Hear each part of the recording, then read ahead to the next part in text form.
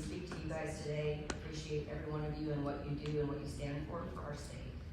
My name is Jackie Dunn, and I'm the founder of Data for Change, which advocates for second chances for the 85,000 men and women that we are warehousing behind the prison walls of our great state.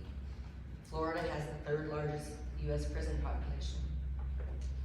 Very sadly, we also have 25% of the entire life sentence without parole population of the United States, over 14,000.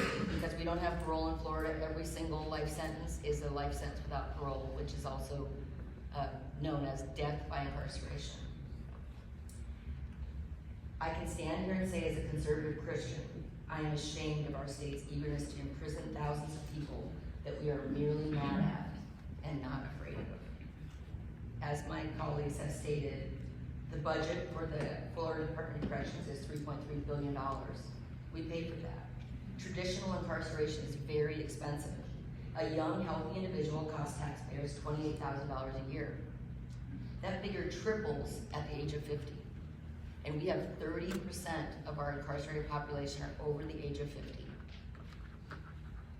To further exacerbate the budget issues, the 57 Florida prisons average over 40 years old, and the cost to keep them one step above condemnation gets more difficult and expensive every year. Hope, purpose, and opportunity are critical components to rehabilitating the incarcerated. They should have the opportunity to earn sentence reduction throughout their entire sentence. The key word is earn. It should not be automatically credited simply because you behave. Incentive for purposeful and intentional growth is a must, mentally, physically, intellectually, and socially. Currently, the incarcerated hit their maximum gain time at 15%, approximately halfway through their sentence.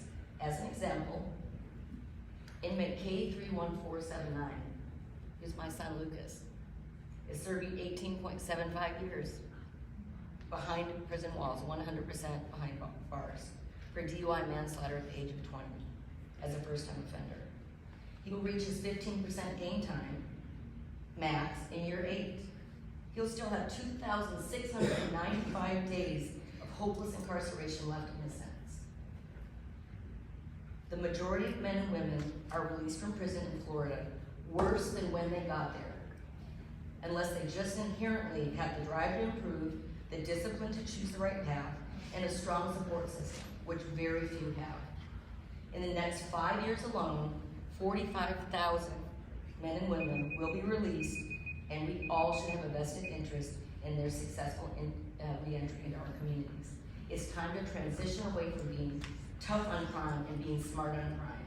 Increasing gain time and expanding alternatives to traditional incarceration are ways to transition to a safe and smart criminal justice system without constantly increasing the burden on all of us taxpayers.